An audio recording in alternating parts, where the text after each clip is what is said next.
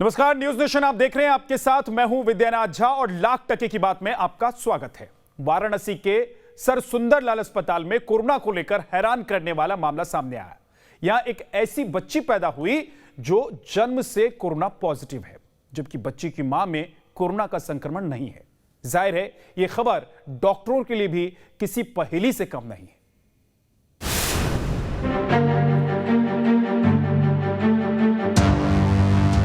PPE kit पहने health worker की गोद में दिख रहे इस नवजात बच्चे की चर्चा पूरे देश में हो रही है। तस्वीरें बनारस हिंदू यूनिवर्सिटी के सर सुंदरलाल अस्पताल की हैं। 3 दिन की बच्ची जन्म के साथ ही कोरोना पॉजिटिव है। हैरानी इस बात की है कि बच्ची की मां में कोरोना का संक्रमण नहीं है। इसी महीने की 25 तारीख को पैदा हुई इस बच्ची का जब RT-PCR टेस्ट कराया गया तो रिपोर्ट आने के बाद पूरे अस्पताल में खलबली मच गई। रिपोर्ट पॉजिटिव थी और नवजात का CT स्कोर 34 पाया गया।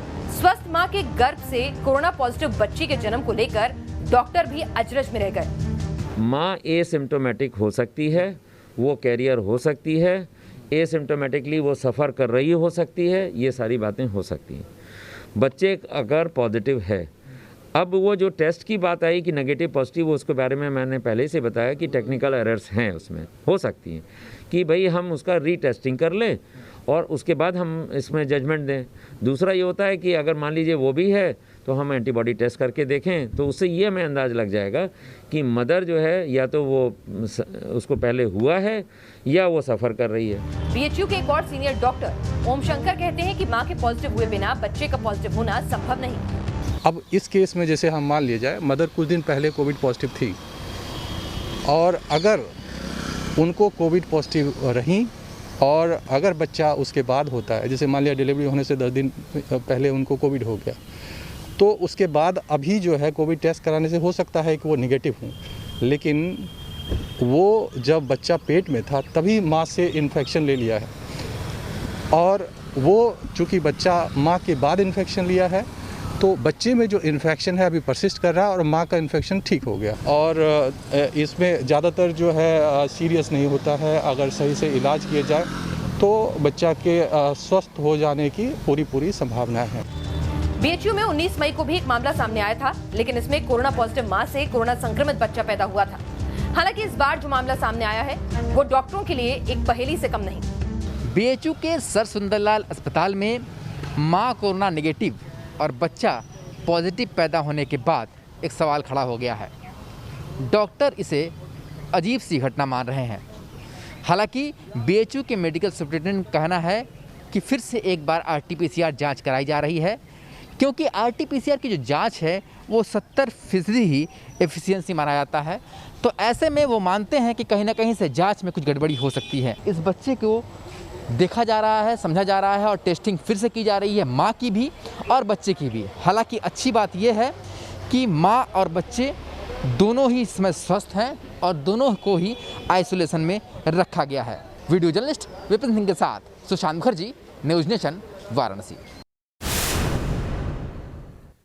दिल्ली में लगातार कम हो रहे कोरोना के नए केस के बाद अब सोमवार से अनलॉक की प्रक्रिया शुरू होगी। आज दिल्ली के उपराज्यपाल की अध्यक्षता में हुई DDMA की मीटिंग के बाद यह फैसला हुआ। अनलॉक के पहले चरण में आखिर किसको छूट मिलेगी, दिल्ली में क्या क्या खुल जाएगा, देखिए इस रिपोर्ट में।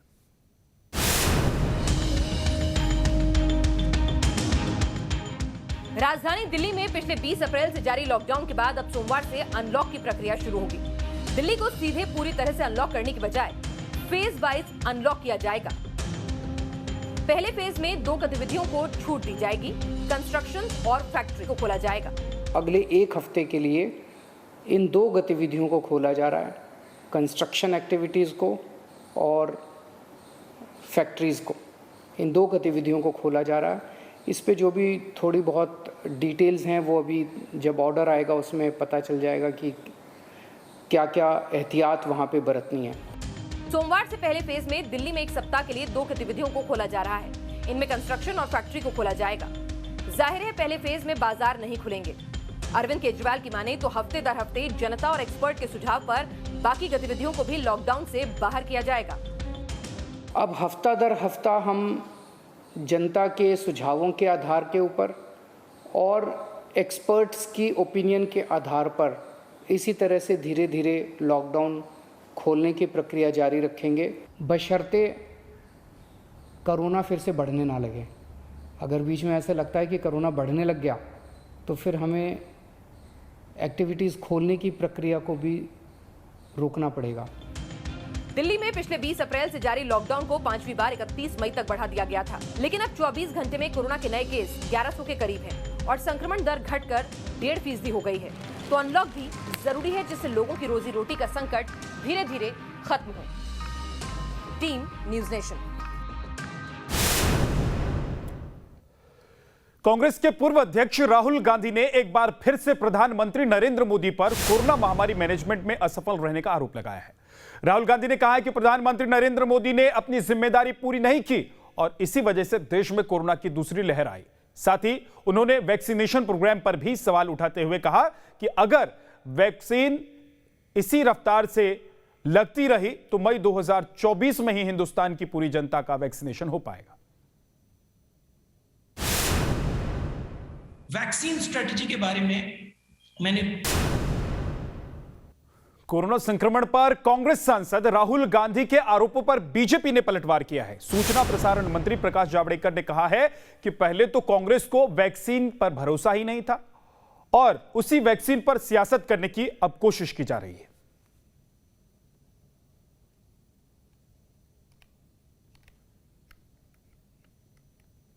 तो एक तरफ राहुल गांधी ने सवाल उठाए तो दूसरी तरफ बीजेपी की तरफ से प्रकाश जावड़ेकर ने जवाब दिया, क्योंकि कांग्रेस के कई नेता पहले शुरुआत में वैक्सीन पर सवाल उठाते रहे थे, वैक्सीन लेने से इनकार करते रहे थे। पंजाब के मुख्यमंत्री ने तो कह दिया था कि उनके यहां वैक्सीन नहीं लगाई जाएगी और अब कांग्रेस की तरफ से ही वैक्सीन को लेकर सवाल खड़े किए जा रहे हैं। ऐसे में बीजेपी ने पलटवार किया है, क्योंकि भारत ने 2 वैक्सीन तैयार करने का काम किया और एक भारत बायोटेक की वैक्सीन कोवैक्सीन, ये तो भारत में ही शोध हुआ जिसका। तो ये जब कोवैक्सीन आई तो कांग्रेस वाले क्या कर रहे थे? उस पर आशंकाएं तैयार कर रहे थे, चैलेंज दे रहे थे, वो नहीं देना चाहिए ऐसा प्रचार कर रहे थे और कोवैक्सीन के बारे में जनता के मन में एक संशय पैदा करके, और इनके एक साथी ने तो कहा ये मोदी वैक्सीन है। तो ये कांग्रेस की रणनीति है। तो राहुल जी समझ लीजिए कि वैक्सीन का विरोध आपने किया, हमारे प्रयास से, पिछले वर्ष के प्रयास से ये वैक्सीन 2 भारत में इतनी अच्छी मात्रा में तैयार होने लगे। यास तूफान से हुई त्रासदी का जायजा लेने आज प्रधानमंत्री नरेंद्र मोदी बंगाल में थे, लेकिन यहां मुख्यमंत्री ममता बनर्जी के रवैये की वजह से एक नया विवाद खड़ा हो गया। क्या है पूरा मामला, आपको दिखाते हैं।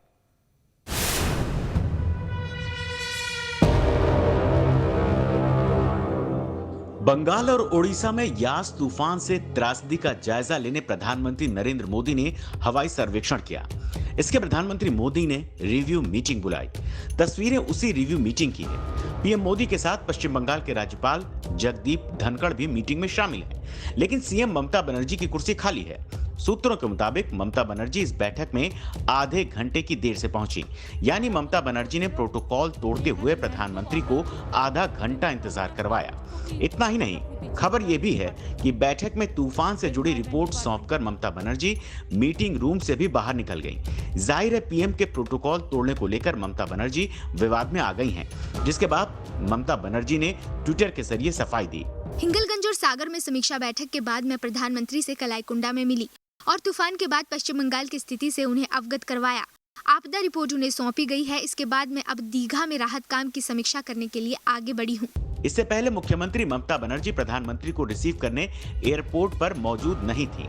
ऐसे में सवाल ये है, क्या ये हालिया चुनावों का गुस्सा है जो ममता बनर्जी के सिर से अभी तक नहीं उतरा? कोलकाता से तापस सिंह गुप्ता के साथ टीम न्यूज नेशन। ममता के तेवर पर सीपीएम नेता वृंदा करात ने भी बड़ा बयान दिया है। वृंदा केंद्र और ममता बनर्जी दोनों पर वार कर रही हैं। वृंदा करात ने क्या कहा है, आपको सुनवाते हैं। देखिए क्या सच है नहीं है मैं नहीं कह सकती हूँ, लेकिन हाँ ये ज़रूर है कि दोनों की ईगो की क्लैश में, दोनों की घमंड की क्लैश में बंगाल की जनता का नुकसान नहीं होना चाहिए। तूफान प्रभावित राज्यों के लिए प्रधानमंत्री नरेंद्र मोदी ने बड़ा ऐलान किया है। उन्होंने क्या कुछ कहा है आपको दिखाते हैं। पीएम मोदी ने 1000 करोड़ के राहत पैकेज का ऐलान किया है।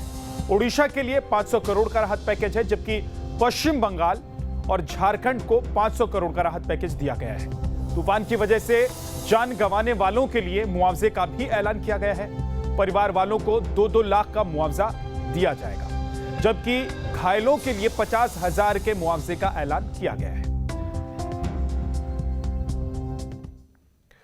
यास तूफान की वजह से झारखंड में भी तबाही हुई है। यह तस्वीर झारखंड की राजधानी रांची की हम आपको दिखाने जा रहे हैं। यहां भारी बारिश और तूफान से पुल गिर गया। बताया जा रहा है कि यह पुल रांची के तमार इलाके में कांची नदी पर बना था, जो 2 हिस्सों में टूट गया है।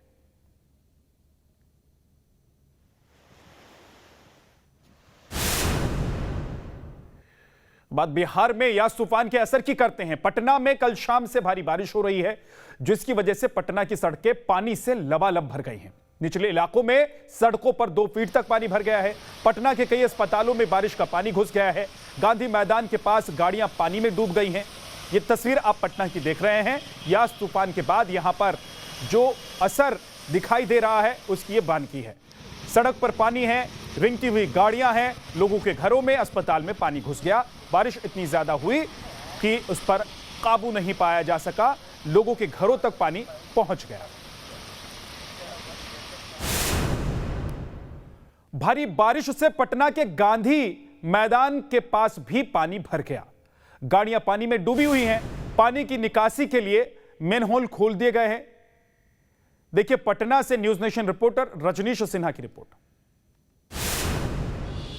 यास की आहट ने पटना को पानी पानी कर दिया है। जी हां, पटना के अलग अलग इलाकों में इस वक्त जल जमाव की तस्वीर साफ देखने को मिल रही है। हम इस वक्त मौजूद हैं पटना के दिल में, या यूं कहें कि पटना के केंद्र में ये गांधी मैदान का इलाका है। और आप देखिए गाड़ियों के साइलेंसर डूब गए हैं। ये पटना का गांधी मैदान इलाका, और किस तरीके से जल जमाव बढ़ा है उसकी तस्वीर आपको हम दिखा रहे हैं। कि ये पूरे इलाके में पानी भर गया है। ये गांधी मैदान के पास का इलाका है, काफ़ी हाई प्रोफाइल इलाका है। कई यहाँ 5 स्टार होटल हैं, मार्केटिंग कॉम्प्लेक्स है।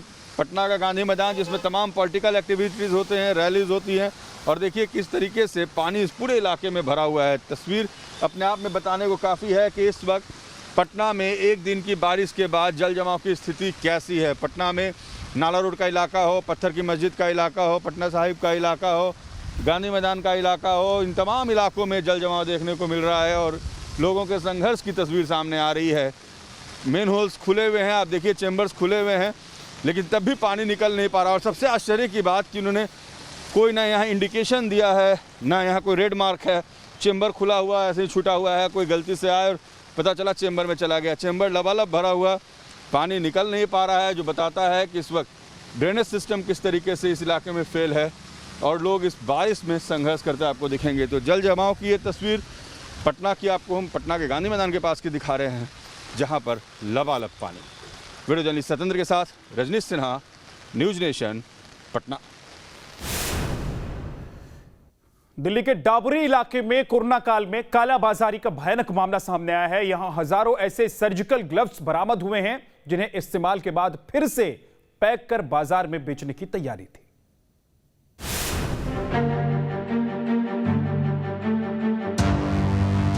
हजारों सर्जिकल ग्लव्स की इस खेप को जब्त किया है दिल्ली पुलिस ने। द्वारका के डाबरी इलाके में पुलिस ने इन सामानों के साथ 3 लोगों को भी गिरफ्तार किया है। जब्त सामान का वजन 848 किलोग्राम है। लेकिन मामला इतना ही नहीं, दरअसल ये वो ग्लव्स हैं जिन्हें कोरोना मरीजों के इलाज में इस्तेमाल किया गया है और अब इन्हें धोकर फिर से बाजार में बेचने की तैयारी है। डाबरी थाने की पुलिस टीम ने चेकिंग के दौरान कांस्टेबल जगबीर और कांस्टेबल मुनीरा जो 25 मई को शाम को चेकिंग कर रहे थे, उनको इन्फॉर्मेशन मिली कि चाणक्य प्लेस 1 और 2 यहाँ पर कुछ लोग यूज ग्लव्स को स्टोर कर रहे थे और उनको फर्दर बेचने की तैयारी कर रहे थे। इलिसिट जो मटेरियल है यूज ग्लव्स, उसके 848 किलो हमने सीज कर लिए हैं। आरोपी इस्तेमाल सर्जिकल दस्तानों को फिर से धोकर उन्हें पैकेट में पैक करके सस्ते दामों में बेचने का गोरख धंधा करते थे। इन दस्तानों को फैक्ट्रियों, होटलों और सैलूनों में बेचा जा रहा था। आरोपी इनकी पैकिंग इस तरह से करते थे कि कोई भी ये पहचान न कर पाए कि ये पहले से इस्तेमाल हुए हों। पुलिस की जांच में खुलासा हुआ है कि आरोपियों ने इस्तेमाल ग्लव्स को टिकरी इलाके के एक कबाड़ बाजार और अस्पताल से खरीदे थे। इस काम में एक बिजनेसमैन ने उनकी मदद की थी। और टोटल उन्होंने 3 लोगों को इसमें टाबड़ी थाने की पुलिस टीम ने अरेस्ट किया है। मनीष कुमार, अरुण श्रीनिवासन और दिनेश कुमार राजपूत। और इनमें से मनीष कुमार नांगलोई थाना इलाके का रहने वाला है, अरुण श्रीनिवासन का केरला का एड्रेस है और दिनेश राजपूत इंद्रपुर थाना इलाके का रहने वाला है। और इसमें केस रजिस्टर करके फर्दर इसमें इन्वेस्टिगेशन की जा रही है। तीनों आरोपियों पर पुलिस ने अलग अलग धाराओं में केस दर्ज किया है। आरोपियों का पुराना आपराधिक रिकॉर्ड है। पुलिस सभी पहलुओं की जांच कर रही है। Team news nation. यूपी के कानपुर के मुस्लिम बहुल इलाके में प्राचीन मंदिरों की खोजबीन के लिए निकली महापौर प्रमीला पांडे को चौंकाने वाला नजारा दिखा। यहां के बजरिया पुलिस स्टेशन के बेकनगंज में मेयर को देखकर अभाव में जर्जर हो चुके मंदिरों के अवशेष मिले। लोगों ने उन पर कब्जा कर रखा था। साथ ही एक मंदिर में ताला लगा था जिसे खुलवाने पर अंदर कूड़ा भरा मिला। वहीं एक बेहद पुराने मंदिर के अवशेष के चबूतरे पर बिरयानी बिकती मिली। मेयर ने एसीपी को बुलाकर मंदिर को कब्जा मुक्त करने और बिरयानी की दुकान हटाने का निर्देश दिया। पुलिस ने मामले में 3 आरोपियों के खिलाफ केस दर्ज कर लिया है। थाना बजरिया के मोहल्ला बेकनगंज में सुनार वाली गली में एक प्राचीन शिव मंदिर के चबूतरे पर मांसाहार बिरयानी बेचने के संबंध में एक अभियोग थाना बजरिया पर पंजीकृत कराया गया है, जिसमें 3 लोगों को नामजद करवाया गया है। मौके पर पड़े हुए बर्तन हटवा दिए गए हैं। वैधानिक कार्रवाई करवाई जा रही है। वक्त एक और छोटे से ब्रेक का है, फौरन लौटेंगे। आप देखते रहिए लाख टके की बात।